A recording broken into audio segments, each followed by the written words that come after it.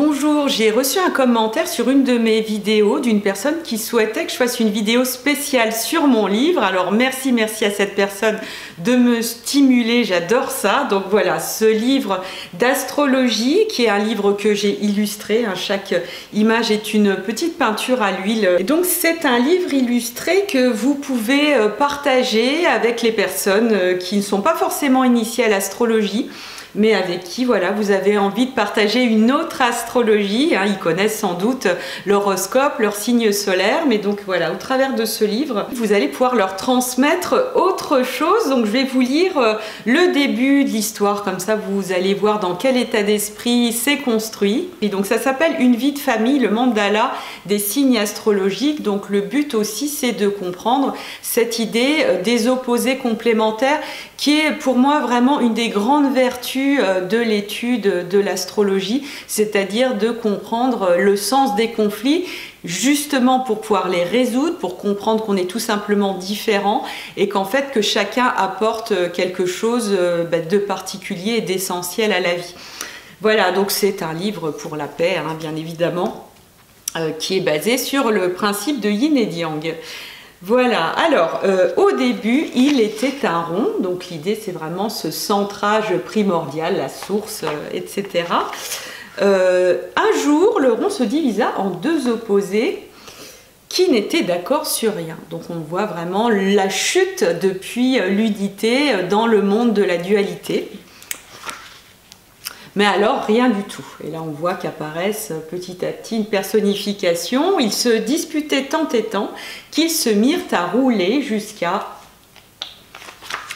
se mélanger un peu. Voilà. Donc le mouvement qui crée finalement la vie.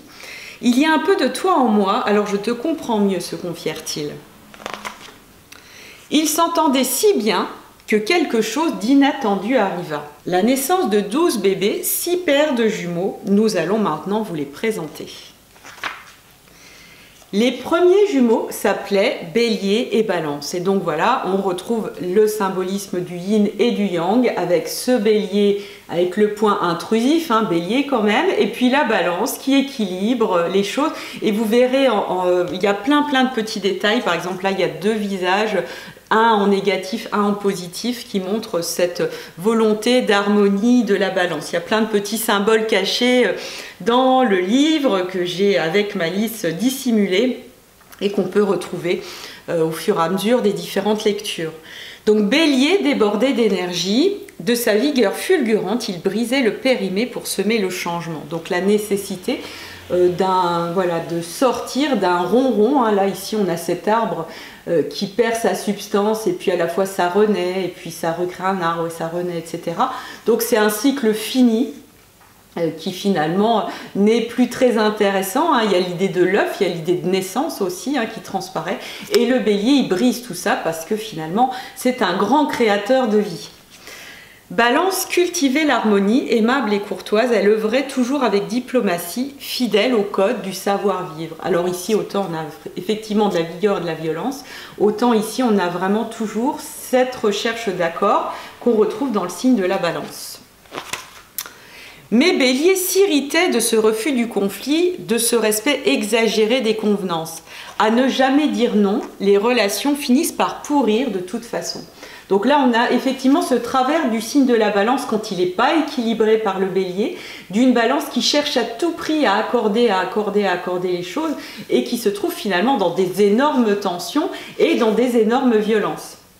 Ici, on a le bélier, donc à l'opposé, c'était l'excès d'impulsivité dont Balance se méfiait. Pour elle, bélier semait surtout la guerre, alors qu'on peut tout régler en douceur.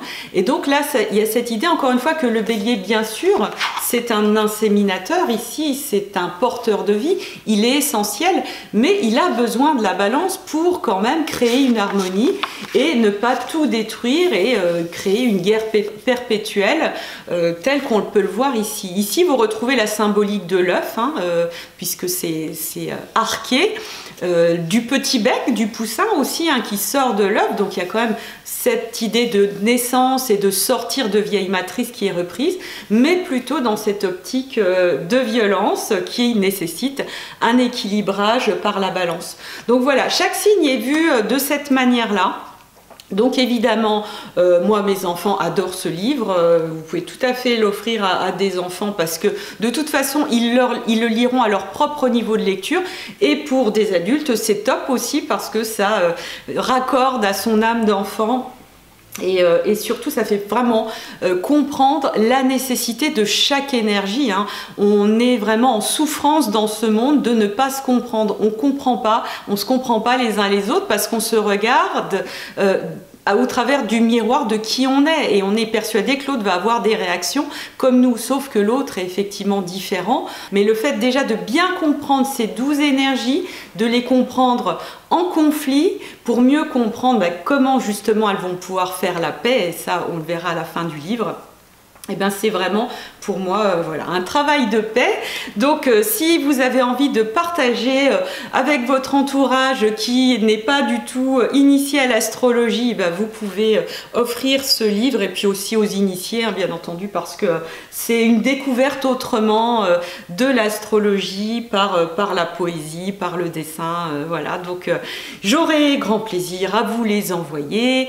Je mets le lien dans la description de la vidéo, hein, directement vers la boutique. Je vous fais plein de bisous et puis à tout bientôt.